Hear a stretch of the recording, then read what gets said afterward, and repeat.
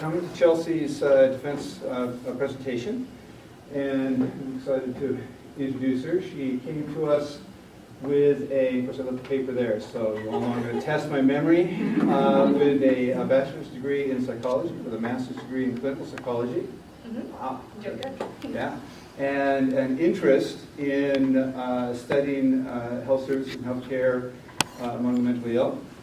And her dissertation, as you see, will live up to that. While she's here, she has done some work in publications. She's also gotten a couple of awards, most recently this year from Upstate, which is, how to say that, the Upstate Statistical Association, yeah, an award, which is kind of nice to be recognized for. And then also in 2015, an award from Academy Health. And now she's going to try to achieve the sort of ultimate award of a PhD. So without delaying any longer, I'll let you go ahead and continue. Thank you, Peter, and thank you all for coming to my dissertation defense presentation today. I'm really excited to talk to you about this project that I've been working on for a while. The title of my dissertation is Understanding Differences in Cardiovascular Care for Patients with an AMI or an Acute Myocardial Infarction and Comorbid Mental Illness. I'd first like to recognize and acknowledge my dissertation committee who have been really important in helping to form this work.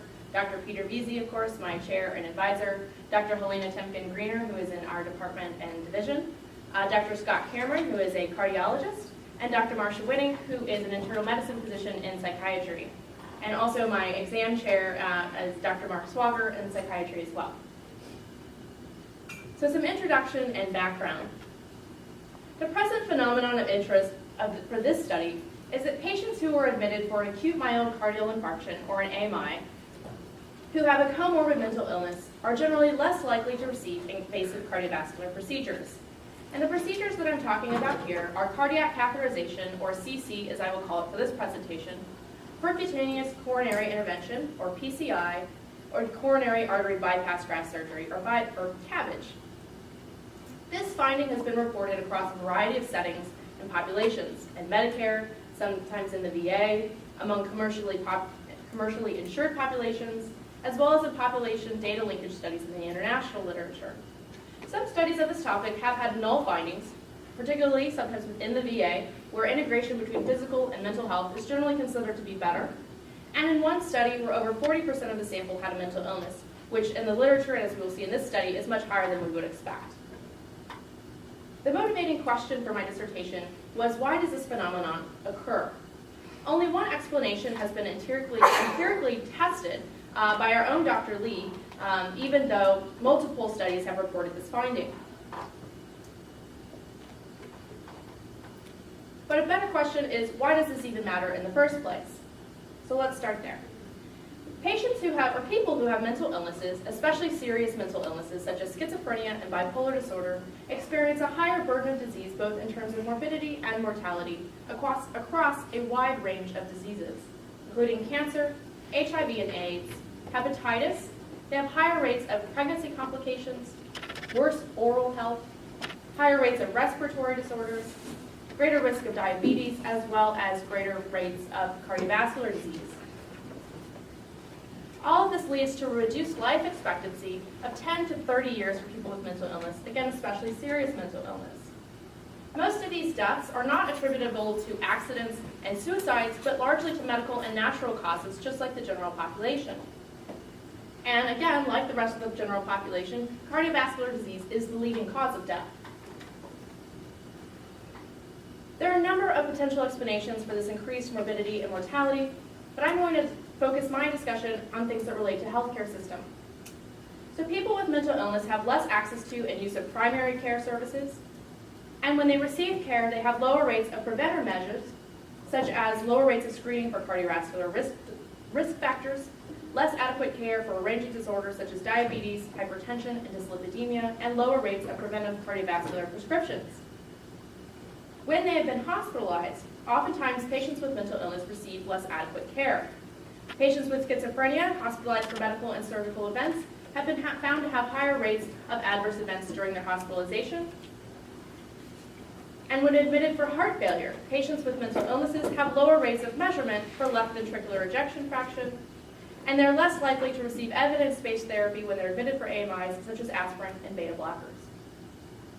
There are a number of reasons why these things might occur. For one, patients with mental illness are stigmatized in healthcare as well as they are in the general setting. Diagnostic overshadowing is a concern, where patients with mental illnesses, their mental health conditions and symptoms overshadow their complaints about somatic problems. Physicians have reported to have less knowledge about providing adequate care for this population, as well as reporting less trust that their patients with mental illnesses are reliable historians of their conditions. And physicians have also reported concerns about patients with mental illnesses disrupting their practices. So, in summary, people with mental illnesses have an increased risk of morbidity and mortality from the same chronic conditions as faced by the general population, which can partially be explained by worse access to quality physical health care and evidence-based practices. Understanding some of the mechanisms that underlie this phenomenon is an important step for ameliorating the concern. I'd like to walk through the care for AMIs that occurs in the hospital setting with the caveat that this is a vast oversimplification. So the goal for treating an AMI is reperfusion, or to reestablish blood flow to the heart. Diagnosis is generally made with an electrocardiogram and detection of biomarkers. And once that diagnosis is made, there's two basic choices. We're going to pursue medical management, a more conservative approach involving pharmacological agents, or an invasive approach which involves the procedures I'll be talking about. This treatment decision is generally based on a number of factors, including the type of AMI the patient has, and there are two main types, their clinical symptoms, and the risk of cardiac events, which is based on their age, comorbidities, the biomarker values, and the extent of coronary disease. A lot of the clinical decision-making occurs in even assessing whether the presenting symptoms constitute an AMI at all. And there are a lot of really important questions about differences between how patients with mental illnesses are differentially diagnosed for AMI. But this isn't the focus of this study. I'm going to focus on the use of the invasive procedures or not. Once an invasive route is chosen, cardiac catheterization is a diagnostic procedure and usually the first step. It allows physicians to view the extent and the location of the blocked vessel. PCI is a procedure that is applying a stent to open the blocked vessel, and CABG is open heart surgery to bypass the blocked vessel. To understand some of the reasons why this difference in care may occur, we can look to some other populations where we've seen the same phenomenon. So Black patients and female patients have repeatedly been found to have lower rates of cardiovascular procedures when they're admitted for an AMI compared to their white and male counterparts. And the following explanations have been proposed and explored in these groups. For one, that regional or hospital variation may be the main driver of the differences in these groups, that the two different groups have differential clinical presentation, that they have different risk profiles, or that patient preferences are driving the difference. However, the evidence of these differences have remained even after accounting for patient preferences and clinical presentation, leaving an alternative explanation of discrimination and provider perceptions of value for procedures in different groups. Other explanations around practice variation include understanding processes in physician decision-making. Provision of the three procedures that I'm talking about largely comes down to the physician deciding whether to provide them or not, so unraveling that process of deciding may provide some insight into the phenomenon of study. Uncertainty is pervasive in medicine and has been found to contribute to treatment variation across a wide variety of treatments, as well as assessing and managing risk or potential loss is just as inherent as uncertainty in medical decisions, and differences in risk tolerance has been found to play a role in physician treatment decisions as well as role in practice variation. So that brings me to my framework. Here I am conceptualizing the overall process and the use of procedures as a physician decision-making process, which featured here in the middle. I'm conceptualizing this as the decision process as varying based on inputs that differ at the regional level and inputs that differ at the patient level. Because clinical practice can vary at the regional level, what looks like a difference based on the type of patient may be more due to this particular group of patients being more likely to seek and receive care in low procedure regions, or it may be due to, within the same region, patients with mental illnesses are treated differently than those patients without. Disentangling these two sources of variations is important because each has its own policy implications. And my second aim, which I will describe in just a moment, will work to do just that. In my third aim, I will test a specific decision model represented by this dotted box here in the middle of the decision-making process. I'm not going to go into too much more detail about my conceptual framework here so that I can spend more time talking about the theoretical framework that I specifically applied in aim 3. That framework takes an established theoretical constructs and applies them to a model of physician decision-making that was developed in this study. It utilizes the constructs of expectation about the benefit of treatment, uncertainty, and risk tolerance, and it addresses how patient mental illness filters through each of these to influence the decision to provide procedures. So to very greatly simplify this, the idea is that each of these three constructs is a function of mental illness and some other stuff. And I will go into much more detail about that other stuff and the model overall when I get to the methods.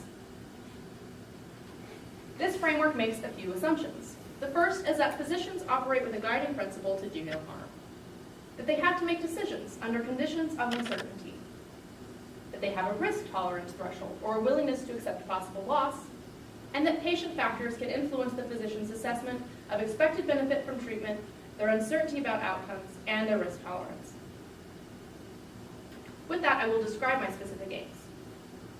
So the first aim of this study was to estimate the difference in the use of cardiovascular procedures over time between AMI patients with and without a mental illness, with the primary question being, has the difference in procedure use increased, decreased, or remained the same? The second aim was to test whether across-region or within-region differences account for more of the use of cardiovascular procedures for AMI patients with a mental illness. And my third aim was to test whether a proposed theory-based mechanism can explain why the use of cardiovascular procedures is lower among patients with a mental illness. A little bit more about the third aim. When physicians make treatment decisions, as I assumed before, they're uncertain about the net benefit of that treatment. Their degree of uncertainty and their level of risk tolerance operate in the decision to provide treatment or not. So the first hypothesis for this aim is that a theoretically derived model that explicitly incorporates the constructs of expected benefit, uncertainty, and risk tolerance is closer to the true model of the relationship between patient mental health and reduced use of cardiovascular procedures than a model that does not. And my second hypothesis for my third aim is that patient mental illness is associated with the decision to use cardiovascular procedures through the constructs of uncertainty and risk tolerance. So moving on to the methods and how I address these things. The primary data source that I used was MedPAR, or the Medicare Provider Analytic Review file, which is the inpatient claims data for Medicare beneficiaries, as well as the Master Beneficiary Summary file, which provides sociodemographic and enrollment data for Medicare beneficiaries. I used the Provider of Service file, also available from CMS, or Center for Medicare and Medicaid Services, for hospital characteristics, data from the Dartmouth Atlas, the National Practitioner Data Bank, and the American Community Survey. The study sample was a 100% sample of fee-for-service Medicare beneficiaries who had a hospital admission with an AMI as their primary diagnosis based on ICD-9 codes if they were admitted between the year of January 2011 and discharged by January of 2014. I linked claims for multiple AMI hospitalizations within one day to form episodes of care, and episodes of care then became the unit of analysis whether there was a single or multiple hospitalizations included. I would like to note that I did not limit this sample to Medicare beneficiaries who were 65 and over, so this sample does include people who received Medicare due to disability or end-stage renal disease. I did apply some exclusion criteria, but to begin with, I had just over 1.4 million Medicare claims for AMI admission between 2011 and 14. I excluded records if they were exact duplicates, if they came from a skilled nursing facility, if there was a transfer in from hospice, for care delivered in the VA or care that was delivered outside of the U.S., any patients that were under the age of 18, and the largest exclusionary criteria was excluding patients if they were not fee-for-service. Managed care beneficiaries were not included because of concerns about data completeness and reliability. After applying that criteria and combining my claims for transfers, I had just over 949,000 claims, and I excluded additional claims and episodes based on missing data for hospital referral region, missing hospital data, or missing zip code, for a final sample of 930,823 episodes of care. A total of 17.1% of this sample included a diagnosis of a mental illness. My outcome variables were the procedures of interest, catheterization, PCI, and CABG. These were all binary variables, and I conducted separate analyses for each procedure. I also conducted additional analyses for PCI and CABG among those patients who received catheterization. For some analyses, I used an outcome of revascularization, which is a composite of patients who received either PCI or CABG. The primary independent variable was a diagnosis of mental illness in the claim with the following ICD-9 codes. Again, this was also a binary variable and excludes tobacco use disorder. This definition does not include diagnoses of delirium or dementia, which were included as a separate control variable. The controls that I included on the sociodemographic level were age, sex, race, and low income status. For the episode, the admission year, whether it was a transfer, ED admission, if the patient had an AMI, PCI, or CABG in the previous year, and the type of AMI that they had. I controlled for comorbidities of dementia, unstable angina, and hypercholesterolemia, as well as the 25 Ellis-Hauser comorbidities that did not include a mental or substance use disorder.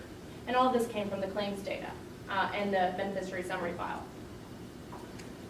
Hospital characteristics I controlled for were the type, the ownership, and the rural or urban setting, the bed count, whether there was a presence of a psychiatric unit on site, and the provider count, such as the number of physicians on staff. And all of this came from the provider of service file. At the regional level, I controlled for the Herfindahl-Hirschman Index, which is a measure of competition developed from the claims data, the median state malpractice payments coming from the National Practitioner Data Bank. The hospital referral region was used in certain analyses, which comes from Dartmouth Atlas, and the zip code median income came from the American Community Survey. For specific aim 1, which was to estimate the association between mental illness and the use of procedures over time, I implemented the following logit model in which YI is an indicator that during an individual episode, the patient received the cardiovascular procedure in question. X is an indicator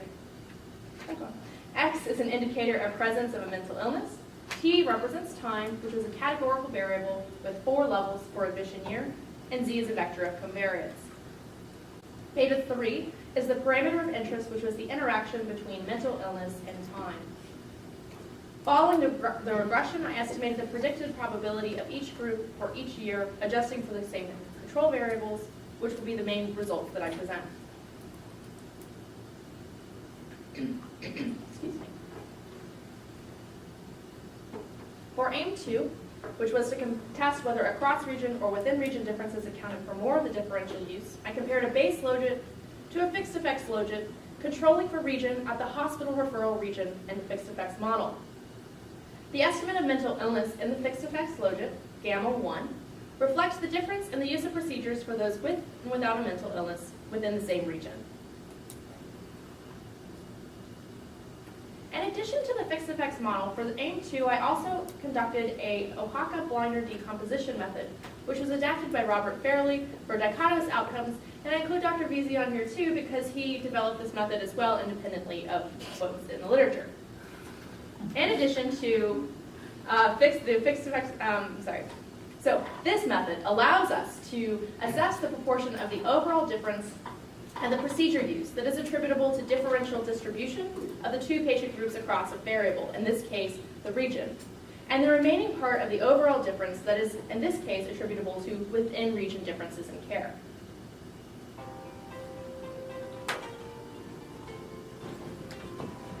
So from this overall difference, we have the probability that you get a procedure given that you have a mental illness minus the probability that you get a procedure given that you don't have a mental illness. This first part can be broken down to the probability of the procedure given you have a mental illness and you receive care in region R, times the probability of receiving or being in region R given that you have a mental illness. And the same thing goes for having no mental illness. So these two component parts, A minus B, is the overall difference. And if we add and subtract a constant C listed here, we can decompose the overall difference into that which is due to within region change in X, and that which is due to a change in the distribution of X across the regions. So I told you I'd go into more detail in the methods for AIM-3. Here we are. So the theoretical framework here provides that the outcomes of treatment may be considered as a possible range of the amounts of net benefit. And positive net benefit occurs when there is more gain than loss from a treatment. The amount of benefit from a treatment is not known prior to giving it, and so there is uncertainty. There is a probability associated with each level of possible benefit, and therefore the range of outcomes can be represented with a probability density function as shown here. And a symmetrical distribution, as I've used in my example here, where the mode and the median are equal, the center of the curve represents the average amount of the physician expects their patients to have. The average amount of benefit the physician expects the patient to have following their treatment decision or their expected benefit. I would like to highlight that this represents a subjective belief on the part of physicians, and it doesn't mean that they are correct in their assessments of probability, and it is likely an implicit process. Since we don't know for sure what the outcome will be, and there's uncertainty, that can be represented by the width of the curve. If a physician is 100% certain that a treatment will result in a specific level of net benefit, we could represent this as a point mass or a vertical line on the graph at that particular level of benefit. So here, the narrow orange curve is representative of greater certainty, while the wider blue curve indicates more uncertainty about the treatment outcome. In this example, even though the expected benefit remains the same for both curves, greater uncertainty in the part of the blue situation means that there's greater area under the curve to the left of 0. As you can see, there's greater blue region, or that there's greater probability of a loss. Even without complete certainty, decisions have to be made. And as we said, the assumption is that physicians do this with the principle of doing no harm. So a physician will not provide treatment if they believe the probability of a negative net benefit, or area to the left of 0, is too great. But what is too great? This depends on the physician's tolerance for risk, or their willingness to accept a possible loss. So for example, pretend that this shaded blue region represents 10% of the overall curve, meaning that there is a 10% probability of loss. If the physician is only willing to accept a 5% probability of loss for any procedure they provide, then they would not treat under this condition. Alternatively, if they had a higher risk tolerance and they're willing to accept a 15% probability of loss and still provide a treatment, they would provide it under this scenario. So we can model these relationships mathematically, such that the physician will provide the procedure, or y equals 1, when the cumulative probability of function f at point 0 is less than the doctor's risk tolerance represented by pi. This function has two parameters, mu, or the mean, which represents the expected benefit of treatment, and sigma, or the variance, which represents uncertainty. We take that basic framework and use a logistic PDF for function f, so that when x equals 0, we have this, and that can be arranged to the following here. This is the decision model that I implemented, and the relationships between the three factors of mu, sigma, and pi were derived from the theoretical underpinnings of the three constructs of expected benefit, uncertainty, and risk tolerance. So even though our three constructs are not explicitly measured in the claims data, they will be estimated with the following functions as part of the larger expression. And I'd like to note that uncertainty here is, because it has to be positive, it is the variation of our curve, it is represented with an exponential term. Each factor of the larger expression is hypothesized to be a function of mental illness for x, as well as other stuff as I mentioned earlier, or variables that are included in the vectors q, u, and v. The variables were included in these vectors based on the evidence that they were related to the underlying construct in the literature. So for expected benefit, I included the variables of age, the type of AMI, whether the patient had a previous AMI, PCI, or CABG, and certain comorbidities. For uncertainty, I included the variables of age, sex, race, and whether the patient had a chronic condition. And risk tolerance included the variables of race, low income, and malpractice payments. A word about the logic of this model since it is non-traditional. At the top I have my model, and at the bottom a comparative logit. So instead of using a logistic regression or adding variables to a logistic regression and just naming them expected benefit, uncertainty, or risk tolerance, or whatever else I want, I'm using a unique nonlinear functional form, which itself was derived from the underlying theoretical meanings of the latent constructs. The complexity of this model is such that without the theoretical framework that got us to this in the first place, it's difficult to come up with other reasons that this functional form could explain the relationship between the variables if we find that it does, other than the hypothesized constructs that we developed. So here are our three parts highlighted.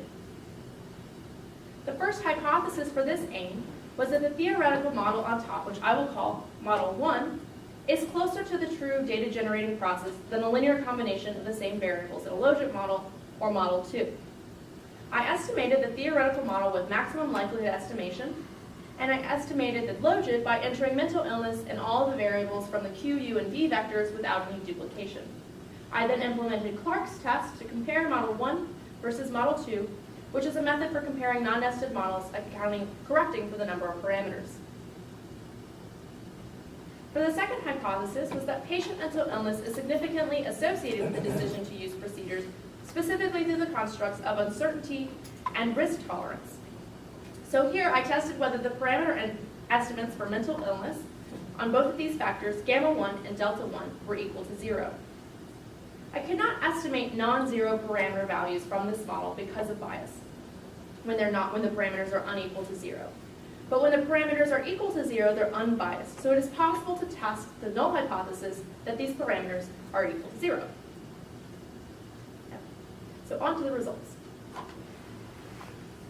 First, I will walk through some of my descriptive statistics. The two patient groups, those with and without a mental illness, had significant differences on most of the demographic and clinical variables that I examined, in part because of the large sample size. I'm going to limit my presentation to variables that have a relatively sizable difference, but I can provide you more detail with other variables if you're interested. All of these variables that I'm going to present now were significantly different between the two groups at a p-value of less than 0.001 in chi-square tests. So to start with, patients with mental illness, depicted on the right side of this graph, were more likely to be younger and also more likely to be female. Patients with mental illness were more likely to be white, and they also were more likely to be of low income. Looking at the comorbidities, overall, patients with mental illnesses appeared to be sicker, and they had higher rates of dementia, chronic pulmonary disorders, diabetes with complications, fluid and electrolyte disorders, obesity, and other neurological disorders. Patients without a mental illness were more likely to have renal failure. Here are my unadjusted results for the use of procedures for all years of data combined. So without adjusting for other covariates, we see that the odds of using cardiac catheterization, that patients with mental illness had about 20% lower odds of receiving cardiac catheterization. They also had lower odds of receiving PCI in the full sample, as well as when we limited the analysis to those who received catheterization. For CABG, when I looked at the full sample, there's no evidence of a difference between the two groups. And when we look at CABG among those who received catheterization, patients with mental illness had about 9% higher odds of receiving the procedure. This is not what we expect. So on to the results for my specific A1 looking at differences over time. And these results are all adjusted. For cardiac catheterization, in each year, patients with mental illness were less likely to receive the procedure, and there is no evidence that this difference changed over time compared to 2011. This was similar for PCI. Again, patients were less likely to receive the procedure in each year, and there weren't any consistent evidence of a difference, that this difference changed over time compared to 2011. And this was the case both for the full sample and when we limited analyses of PCI to those who received catheterization. Interestingly, for CABG, they followed a different pattern. For the full sample, patients with a mental illness were less likely to receive CABG in 2011, but in subsequent years there was no evidence of a difference between the two groups. And when I limited the analyses to those who received catheterization, there was no evidence of a difference in this initial year, but in subsequent years, patients with mental illness were actually more likely to receive CABG across region. So here are the odds ratio estimates for mental illness with 95% confidence intervals for my base logit as well as for the fixed effects model and the difference between those estimates. The results here for the fixed effects, we can see that for cardiac catheterization, PCI for both samples, and for CABG, the fixed effects estimates remain significant. For CABG in the full sample, they weren't significant for fixed effects, but neither for the base logit. So the fact that that the fixed effect estimates remain significant provides evidence that within region differences, that there are within region differences in treatment for these procedures. So further getting to the decomposition analysis, the next two slides are pretty busy and they have a lot of numbers, but bear with me, I'll walk you through it. So, for the decomposition analysis, looking at cardiac catheterization, this top part just shows us the probability of receiving the procedure given that you have a mental illness or that you don't, and then the difference between those two probabilities. Below that, we have the amount of that overall difference, the 0.049, that is attributable to a cross-region variation. So for cardiac catheterization, about 4% to 8% of this overall difference is attributable to differences in the distribution of where patients receive care. And the remaining almost 92 to 96% of the difference is attributable to differences in care to patients with mental illness and those without being treated differently from one another within the same region. For PCI, I'm going to limit my discussion to those who received catheterization. Again, we see this overall difference here, and at less than 1% to almost 2.5% of that difference is attributable to differences in how the patients are distributed across regions. And the remaining 97.5% to 99% of the difference is attributed to differences in how the two groups of patients are treated within the same region. So those results are not adjusted, and I only included region to get an isolated estimate of how region is involved in this process. Here I control for the socio-demographic and clinical variables listed at the left. So the top is the estimates for the variables, and the bottom is the difference. Again, I'll walk you through it. So the top, so for example, about 30% of the overall difference in the use of catheterization is attributed to differential distribution of the two patients across dementia. On the other hand, among those who received catheterization, only about 1% of the overall difference in the use of PCI, is due to differential distribution of dementia between the two groups. After including these variables here, there's no remaining evidence that the distribution of patients across region explains the difference in the use of catheterization or PCI among the catheterized group. And the overall difference, accounting for all of these variables, is about 20 to 23% is accounted by differential distribution across these variables for the two groups. And the remaining difference that remains unexplained by these observed traits is about 77 to 80%. So even after adding all of these characteristics, still much remains unexplained and the way the two groups are treated differently. And the third aim may shine some potential light on a potential explanation. Okay. So moving on to that aim. The results for the theoretical model, again, I'll walk you through all of these numbers. The results for the theoretical model reveal that it did outperform the logit for the use of catheterization as well as for PCI and revascularization when looking at the full sample, according to the Clark's test. So we have our sample sizes, the number of expected and observed, and then the Clark's test results in which model outperformed the other. However, the theoretical model did not perform better than a logit for CABG as well as once catheterization was decided for these other procedures. And here are the estimates specifically from that theoretical model. I can't interpret these estimates. As I said, they're biased when unequal to 0. But we can test whether or not they are equal to 0. So I'm going to focus my discussion for the procedures where the model actually outperformed a logit. So for catheterization, PCI, and revascularization.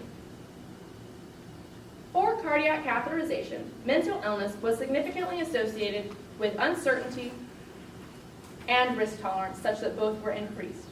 For PCI in the full sample, mental illness is associated with lower expected benefit and higher uncertainty. And for revascularization, which means either CABG or PCI, mental illness was associated with lower expected benefit and higher uncertainty and risk tolerance. Since PCI and revascularization the model did not work as well, and the group that was catheterized, I think the most interesting result here is for the decision to provide catheterization or not. So we see here greater uncertainty and greater risk tolerance associated with mental illness. Going back to this initial framework image that I showed you, we would see that would be the blue curve, where there is greater uncertainty because the curve is wider. Higher risk tolerance would generally result in greater use of procedures because there's more area to the left of zero that's acceptable, which we see in this example. But in our actual results, we find lower use of catheterization, which indicates that the level of uncertainty might be more important than the increased risk tolerance. Okay. So moving on to my discussion. There are a number of limitations in this study, a lot of which revolve around the use of claims data. So to begin with, I'm lacking detailed clinical information. We have procedures and diagnoses, but we don't have details on the cardiovascular symptoms and coronary anatomy that are really important in the decision-making process. And we also do not have details on the severity of mental illness or the severity of other comorbidities. So I don't know if patients with mental illness are more likely to have more severe comorbidities, or if patients with more severe mental illness have different treatment decisions made for them. Another limitation is around the definition of mental illness itself. It's a relatively blunt measurement in the study and only captured if it is coded in the claims, which is often what's used by others in the literature, but differences in hospital coding practices could alter our results. However, we would expect there to be more use of undercoding of mental illness for an AMI, which would bias the results towards no difference between the two groups.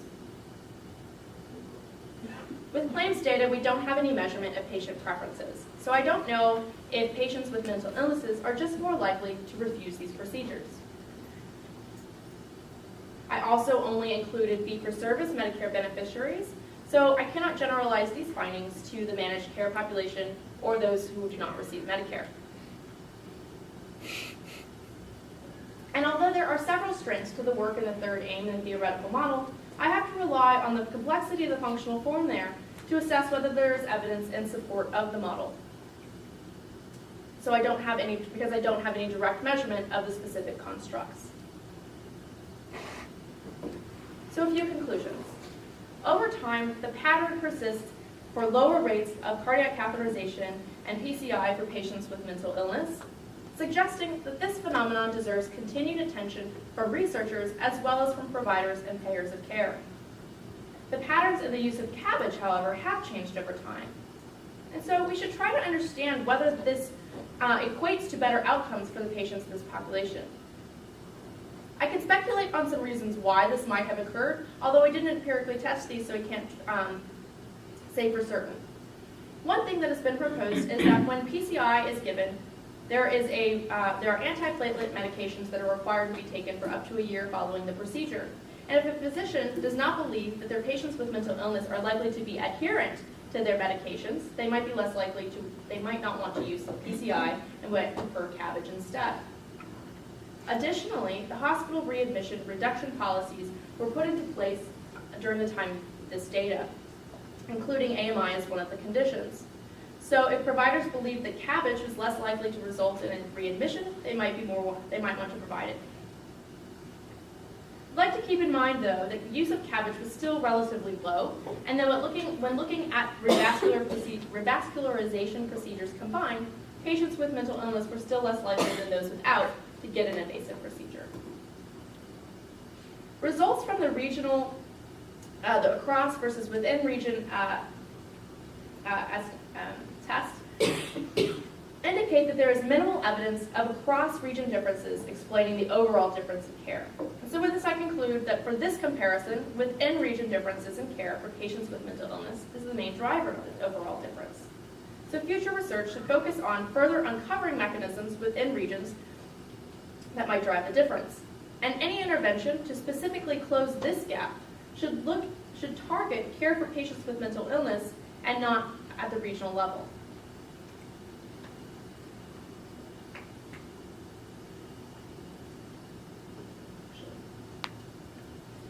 For the theoretical model, I did find evidence to support the use of this model, particularly for the decision to use cardiac catheterization. So I conclude that this model is informative surrounding that decision, although it is less useful in modeling the decision processes for other procedures once cardiac catheterization has been pursued. And perhaps this is because once a patient has been catheterized, there's less uncertainty for the provider in terms of what will happen, and another decision process might be involved. I also found that mental illness is significantly associated with the use of catheterization through increased uncertainty and increased risk tolerance. So I believe that these constructs deserve additional attention and understanding, that these constructs deserve more attention in understanding the decision process surrounding care for patients with mental illness. First, for additional research, and potentially down the road interventions targeted at increasing physician certainty. I generally framed this phenomenon as a problematic event, but the study does not address what is the right rate of care. And we all know that more medicine does not necessarily equal better medicine. So to understand that, we would have to look at longer-term outcomes for health and mortality. It's possible that physicians are using the information they have to make appropriate decisions for this patient group, but again, we would need to know what happens down the road. The goal of this dissertation was to open the black box surrounding this phenomenon, that patients with mental illnesses have lower use of cardiovascular procedures when they're admitted for an AMI. The results from my third aim, testing the theoretical model, are not strong enough to currently merit policy or practice recommendations. But of all the candidate explanations for why this phenomenon might occur, this work provides a starting point for where future research may begin. First, by conducting more rigorous measurement and testing of the constructs of uncertainty and risk tolerance to understand their role in the decision process for this area of treatment, as well as for other conditions where patients with mental illnesses receive lower rates of care. Ideally, future research that combines assessing long-term health outcomes and mortality in relationship to this decision process could eventually help to reduce the excess burden of morbidity and mortality for patients with mental illnesses. So with that, I have my references, very small, and some well-deserved thank yous and acknowledgments. So first of all, of course, to Dr. Peter Veazie, who's been my advisor for many years. As you've heard many people say it before, he's one of the people, he is more generous with his time than almost anybody I've ever met. He doesn't shy away from problems because he doesn't know how to solve them, and that intellectual curiosity is something I'm definitely going to miss. My committee, so Dr. Helena Temkin-Greener, she has a really strong eye for detail and has provided very careful and thoughtful feedback to everything I sent her way, and I really value her insight. To Drs. Cameron and Dr. Wittink, to both of you for giving up your time and your busy schedule to be a part of this committee and to help guide this work. Both of your technical and clinical expertise has been very helpful and insightful, and they have both provided some very welcome encouragement to me personally and for the project's merit, so I thank you both for that. To Dr. Swager for being my external exam chair and for taking the time to do that. To the division faculty in general for the support back in the classroom several years ago and for advice and assistance along the way. To the public health sciences staff more generally for all the work that they do, particularly Patty Palomic, who isn't here today, but who keeps all of us students on track and on time and bends over backwards to make sure we get what we need. To Lisa Rogers for all of her assistance in helping me get my data use agreement and my data that I needed. And to Kelly Thevenant Morrison for her expertise in SAS programming and anything technology related, as well as for her general moral support. I'd also like to thank and recognize the work that I did as a research assistant during my years as a graduate student, first to Dr. Carrie Knox at the VA, who sadly passed away last fall. I'm grateful for her guidance and the research experience that I gained under her watch. promised I wasn't going to cry. To the Geriatric Oncology Research Program, some of whom are here today, and for Dr. Supriya Humahile, who I worked under. I'm so grateful for the opportunity to work on such a wonderful project with great people. To my HSR cohort, who I started with so many years ago, pictured here at Brian McGarry's wedding. Well, he's a little floating bubble. Most of whom have moved on to wonderful careers. You guys have made this process and this experience immeasurably easier and happier, and I'm not sure I would have made it through, especially the early years, without your help. To the other students as well in the HSR program, thank you so much for being wonderful colleagues, your help with my practice, and for general feedback and camaraderie over time. And last but not least, a big thank you to my family. On the top is a picture of me with my dad and my two brothers. So my dad, who's here today, visiting from Oklahoma, has been my greatest champion and cheerleader my whole life, and has told me, as long as I remember, that I can do anything I want, even when it's not true. So if you want to know anything about me, my dad will talk your ear off, so have fun. Thank you, Dad. And for thanks to my brother Dustin, who's pictured here on the right of this image, who suffers from schizophrenia, and his experience and struggle with that have inspired my work and have given me great purpose. And of course, to my husband Andrew, your help and support at so many points along the way. I couldn't be standing here without you. I can't tell you how grateful I am for everything you do. And that is all.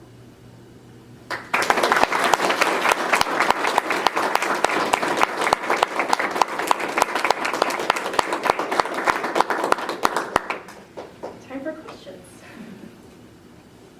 Yes, Dr. Dolan. I have just some clarification.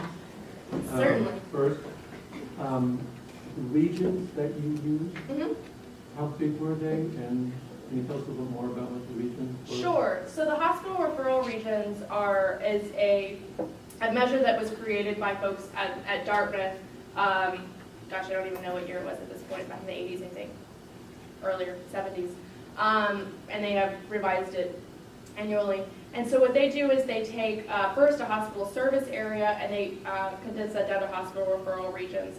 The size of the region really depends on the region itself. So if we go back to just really quickly, it's not great.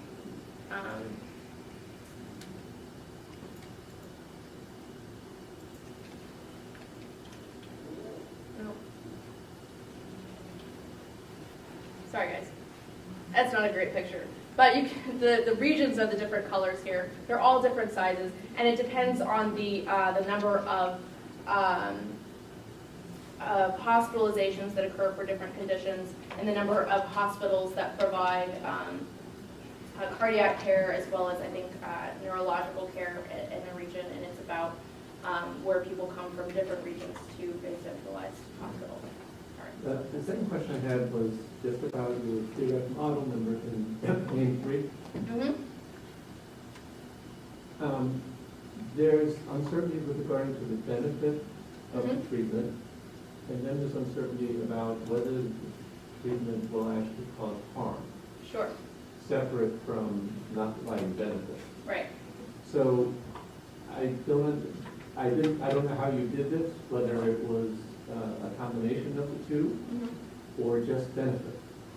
Right, so I'm conceptualizing it and talking about it as benefit, but the other side of that is harm. So it's really the decision point at this, as the zero to the left is harm, is more harm than loss. And uncertainty, I'm talking about benefit, and uncertainty can encapsulate everything from questions about their diagnosis and the prognosis. Everything comes down to a question of uncertainty about their benefit. Is this going to do more harm than loss? Certainly some physicians might frame it the other way around and actually think about it that way, but the number and the threshold is still the same. All right, so one thing you might want to do is actually say that more clearly. Okay. And the last thing, can you just remind me how someone could get a PCI without a catheterization? I don't think that they can. So I actually, and I don't know if I said that. There's 300,000 people who have PCI without a catheter. No, those are people who did receive catheterization. So that's PCI among people who were catheterized. That's that subsample.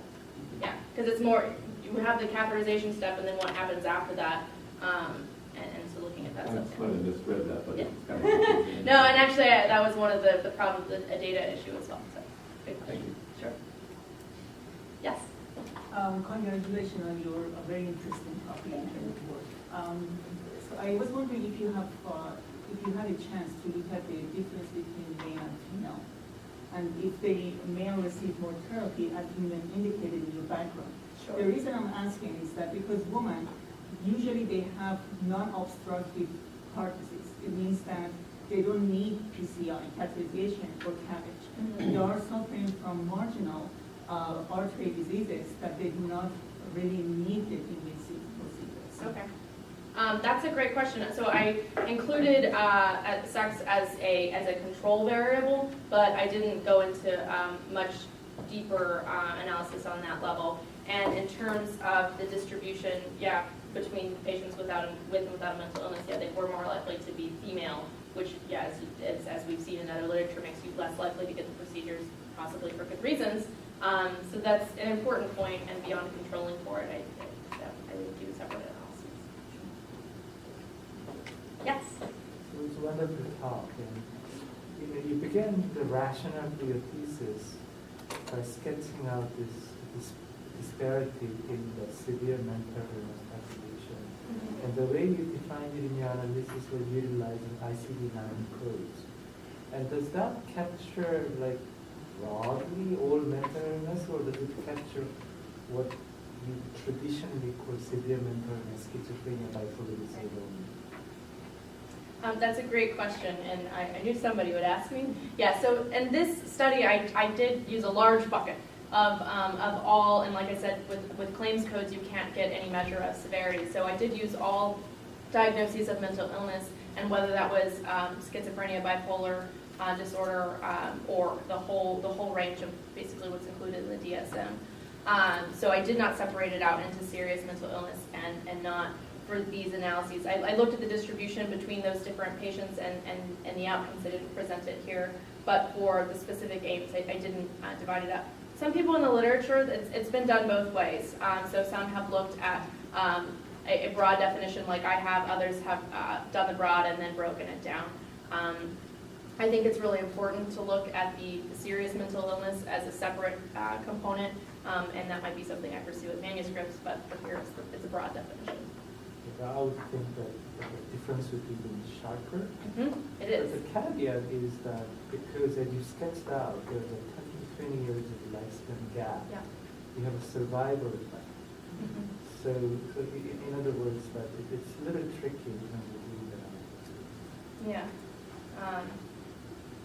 And I think in terms of the longer term outcomes, I think mortality, some have looked at mortality in a short term, and I think looking beyond just mortality and other health outcomes, especially for people who have serious mental illness and what's going on with them, is an important additional work. Just one more quick comment for Sure. setup is that the CABG as a procedure over the past decade has halved. So the trend is essentially the cardiac surgery broadening the population in terms of who they are willing to have surgery. So more older, more sicker population, more. So that particular rise of the CABG numbers also might be indication of some certain trend within the field, while the PCI number is actually stunningly enough. Yeah. So that the discussion should be framed in the particular trend. Yeah, with the overall framework, the full trajectory of care. Yeah, and actually the difference from CABG, it looks like it's more because those without a mental illness, compared to my initial year of data, are less likely to receive CABG in each year, and that the patients with mental illness, it remains more stable. So kind of hard to understand what's going on there from here. Yes? Good presentation, Chelsea, and congratulations. I have a question regarding the nonlinear decomposition. Can you go back to the slide that you showed us? For the theoretical model? Oh, no, the results, what you show for the decomposition. Because Oh, the decomposition, I'm sorry. Yeah. I'm just curious about, have you seen any consistent pattern that the contributors to this like disparity or difference? The detailed one? Yeah. So, I'm sorry, what was your question? Like, because you use a non-linear decomposition, and I saw that you break down all the factors, and they might just show the result of how much difference that these specific factors explain the difference. Right, so yeah, that's what the difference explained in the bottom here is the summation of what all of these variables contribute to Right. the overall difference and how the distribution between those the patients on those variables is different. And so for catheterization, only 20%, 23% of that overall difference can be explained by those variables. Yeah, I think my question is that have you found any consistent patterns? For example, the age, it explained I see. negative 30% for the CC, but it only explained like negative 9% for the PCI. So if you can compare like the different contributions for a specific factor across all the procedure, probably you can see like what really contributes to this difference. Definitely, I think you're right. So I'm careful. I wasn't, because this wasn't analyzing all of these different variables, wasn't part of the overall aim. It was really the regional level. I definitely looked at this and I thought it was really interesting, and especially looking at the patterns across the different procedures. But that still only like less than a quarter of the overall difference it's a sizable amount. It's definitely worth looking into, I think, in future work. But there's much more of the difference that is not explained by these variables, which I think is the more interesting route to kind of pursue further myself. Yes. So regarding age, your population is Medicare beneficiaries, and there are two major entitlements for Medicare. One is old age, and the other one is disability.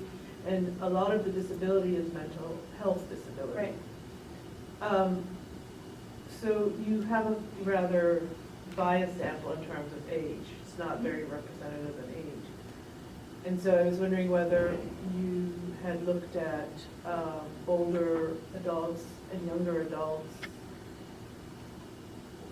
As separate as analyses. separate analyses, or the original the age versus the entitlement. entitled, Yeah. versus the disability. I didn't conduct separate analyses for that, but if anything, we would expect younger age in and of itself to lead to higher use of procedures, because as with increasing age, you have less procedure use. Although if you're younger and sicker, maybe not so. But it's the question of who you're comparing it to. You don't have a population sample for younger age. Right. I mean, it's a good point, and to consider the two different groups, they aren't the same across age and disability. And like you said, part of the reason that I included the younger sample is because is to capture more people who did have mental illness and to be able to have a larger portion of that. All right, then thank you very much.